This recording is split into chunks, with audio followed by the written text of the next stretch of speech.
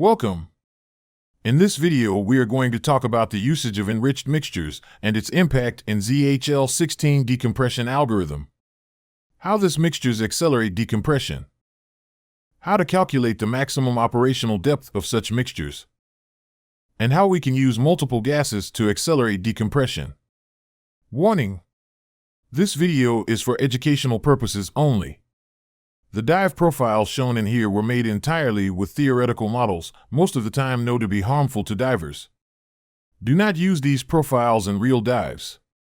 We see previously how we can use Haldane and Schreiner equation to track the amount of gas a diver absorbed and expelled throughout time. We used the following graph to show the tissue gas pressure, the ambient pressure, the sealing pressure, and the partial pressure of inert gas in ambient. We see how Professor Buhlmann calculate the A and B coefficients. We also see how Professor Buhlmann used A and B coefficients to track the maximum allowed ambient pressure for a given tissue pressure. So, as long as the inert gas dissolved in the tissue is nitrogen, we can use Professor Buhlmann A and B coefficients to track the tissue maximum sealing. In other words, we can use mixtures with less inert gas to shorten any decompression obligation. But how that's work? Let's examine what our equation tells us about the inert gas in a diver staying at a certain depth. The amount of inert gas in the ambient is directly proportional to the amount of gas absorbed according to Haldane equation. Let's see what happens in the instant zero. We can see that the tissue pressure does not change, exactly as we expect. On the other hand, if a diver stays a long time in this depth, the amount of gas will saturate to the amount of inert gas in the environment. We can see an example of this profile of gas intake for a single tissue.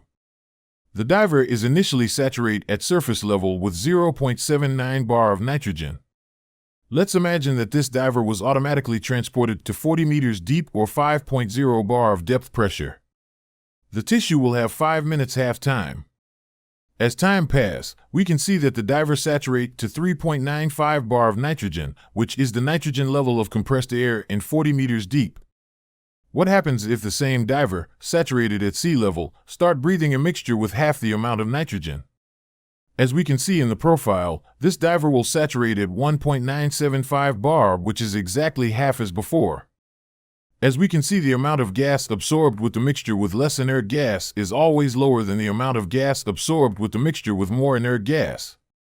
Since the maximum sealing is directly proportional to the tissue pressure, the second profile will always have a lower sealing, meaning less decompression. We get all of this for free in the gas model, only changing the breathing mixture. Let's compare the gas profile of two dives at 40 meters for 40 minutes, one with a mixture of 79% nitrogen, and another with a mixture of 39.5% of nitrogen. The profile for compressed air with 79% nitrogen is calculated as usual.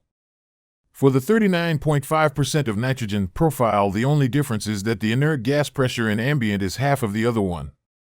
We can see that all decompression obligations are shorter for the dive with 39.5% of nitrogen.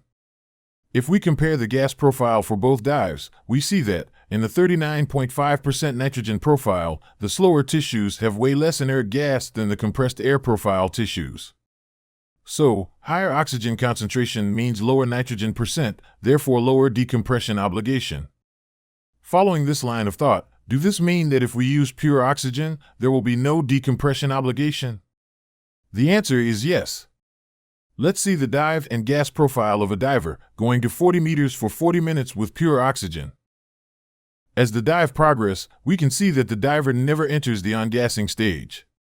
In the end, the diver will have less inert gas dissolved in the body than in the beginning of the dive, when he was saturated to sea level.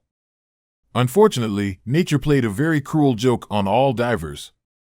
Oxygen becomes toxic for partial pressures above 1.6 bar or 6 meters. For partial pressures of oxygen above these levels, a diver can convulse and drown without warnings. Nitrogen doesn't see that bad after all, isn't it? So, as long as we take care in not using partial pressures of oxygen above 1.6 bar, mixtures other than air can be used to accelerate decompression.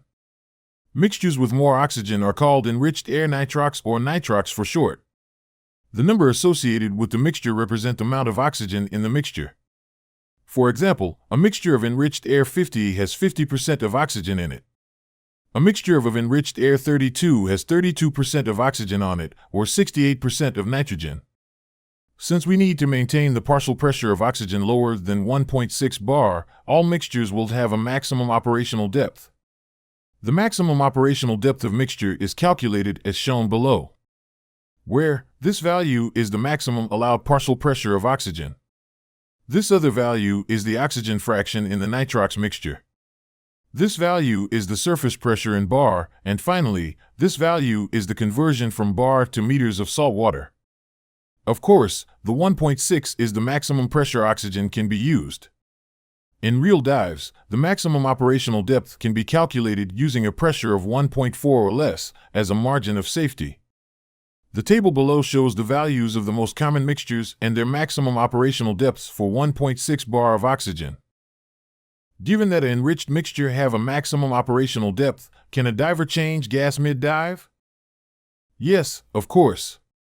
Let's see an example of a dive to a depth of 60 meters, breathing air for 60 minutes. The diver will carry 2 Deco bottles with Nitrox 50 and pure oxygen. The partial pressure of nitrogen will be 79% of total ambient pressure. The diver starts the dive with air until 21 meters is reached. At this depth, the diver can change from air to enriched mixture with 50% oxygen, since the maximum operational depth for Nitrox 50 is 22 meters.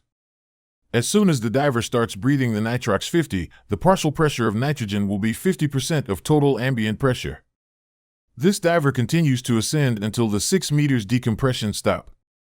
6 meters depth is also the maximum operational depth for oxygen, so the diver can start breathing pure oxygen and the inert gas and ambient will be 0.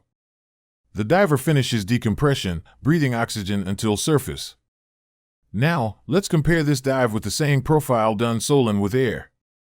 We already see the dive with multiple gases. For the dive with air, the profile is calculated as we have seen previously.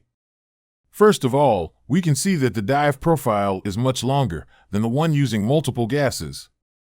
If we compare the gas intake for these two profiles, we see that the profile with multiple gases has absorbed way less inert gas, especially in the faster tissues. This is how we can use ZHL16 with multiple enriched gases to accelerate decompression or prolong our bottom time in case of recreational dives, without any major modification in the method. That's it for today. We hope you have enjoyed and learned something useful. Next video we will address the usage of inert gases other than nitrogen in a dive, why we use them, and how we can change the ZHL16 to calculate the ceiling of a dive. See you next time, and safe dives for us all.